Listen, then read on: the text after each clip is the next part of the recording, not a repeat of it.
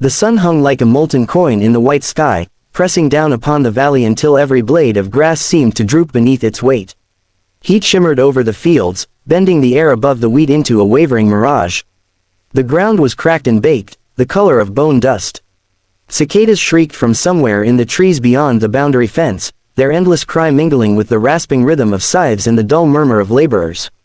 Alara worked among them, her body stooped, her fingers raw and blistered.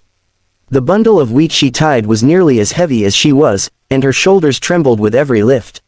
Sweat trickled down her temples, cutting clean lines through the dirt that clung to her skin. Her breath came short, each exhale catching in her throat from the dust that filled the air. Her simple tunic, once white, was stiff with grime, clinging to her back like damp paper. A short distance away, the master watched. Garan, lord of this stretch of land, stood in the shade of a withered olive tree, his fine clothes loose around a body gone soft from indulgence. His cup of red wine glittered in the sunlight, catching hints of blood in the dark liquid as he swirled it idly. He liked to come out during harvest, not to work, but to observe. He said it pleased him to see the fruit of his land, to smell the sweat of those who toiled for him. His father had been the same kind of man, cruel and smug, teaching his son that power meant the right to look down on others. Garen's eyes lingered on Alara longer than on the others. She was smaller, slighter, yet she worked with a steady determination that defied exhaustion.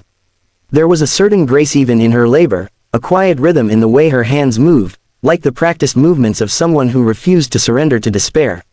He noticed it, and it irked him. He preferred when they were broken, obedient, empty. He took another drink, letting the bitterness of the wine roll over his tongue before spitting a drop onto the ground.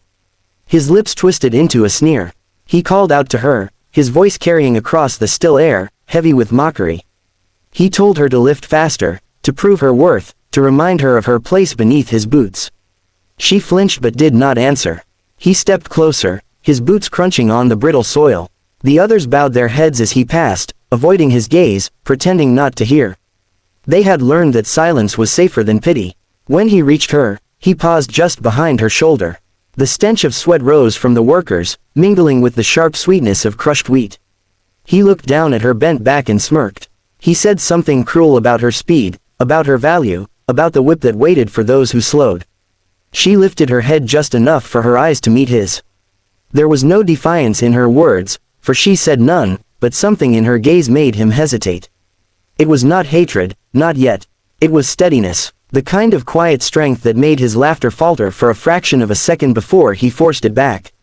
He told himself it was amusement, not unease. He told himself that she was still just a slave, and he her master. He told himself that she could not hurt him. He laughed louder, mocking her again.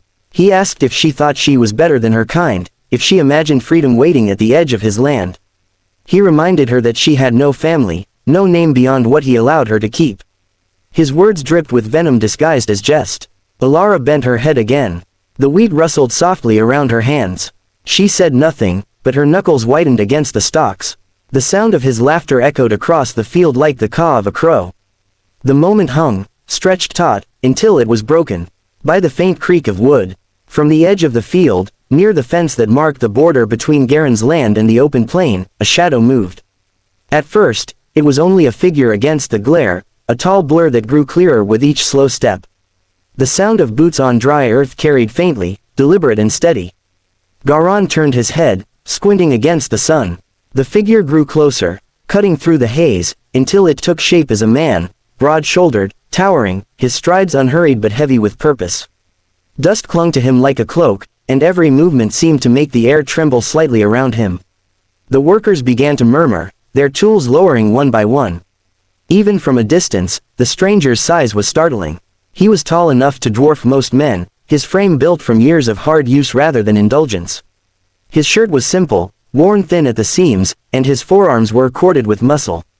His face, though calm, carried a weight that made the air seem colder in his presence. Garan frowned, annoyed at the interruption. He barked at the nearest laborer to return to work, but the man pretended not to hear.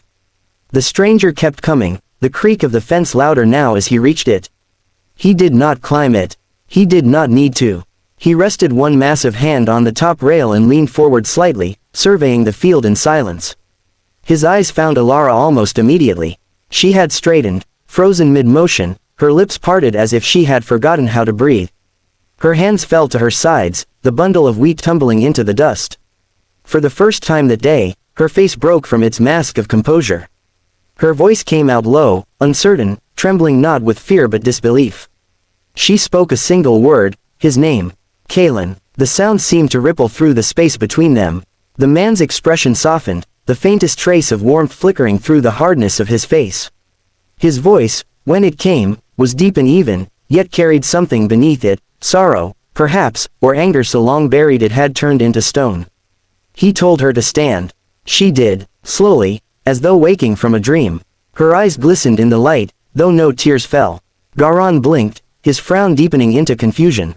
He glanced from the woman to the stranger, irritation creeping into his tone as he demanded to know who the man was and why he was trespassing. His words came fast, too loud, betraying a thin thread of unease that wound through his bluster. The man did not look at him at first. He continued to look at Alara, his jaw tightening slightly. Then he turned, and when his gaze met Garen's, the field seemed to fall silent. Even the cicadas paused, their endless hum cut short by something heavier than sound.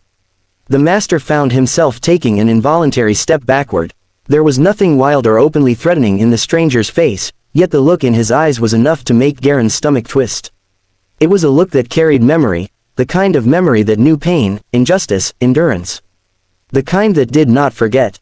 The man spoke then, his words measured and quiet. He said he was Alara's brother. The one who had been taken from her years ago when Garen's father had seized their village, selling the strong and binding the rest. He said he had walked a long way to find her, and he had come to take her home. Garen's lips parted, but no words came out. The cup slipped from his fingers and shattered against the earth, the red wine spilling like blood into the dust.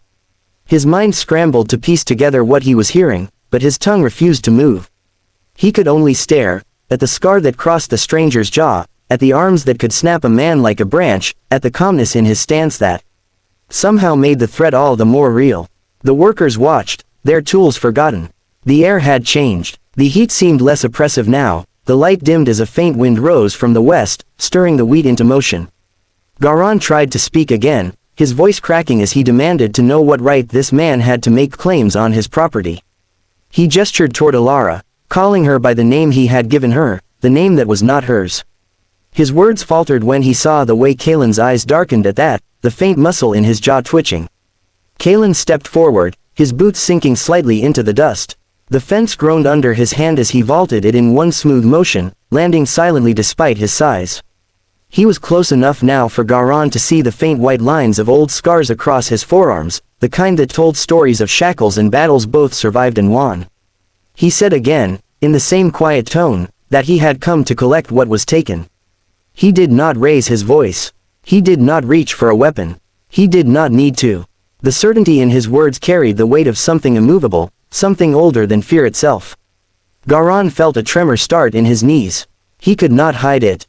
The laughter that had filled the field minutes ago seemed a distant thing, foolish and hollow.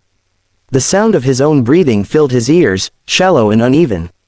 He wanted to shout for the guards, but his throat closed around the command. Alara took a step toward her brother. For the first time, she looked small only in stature, not in spirit.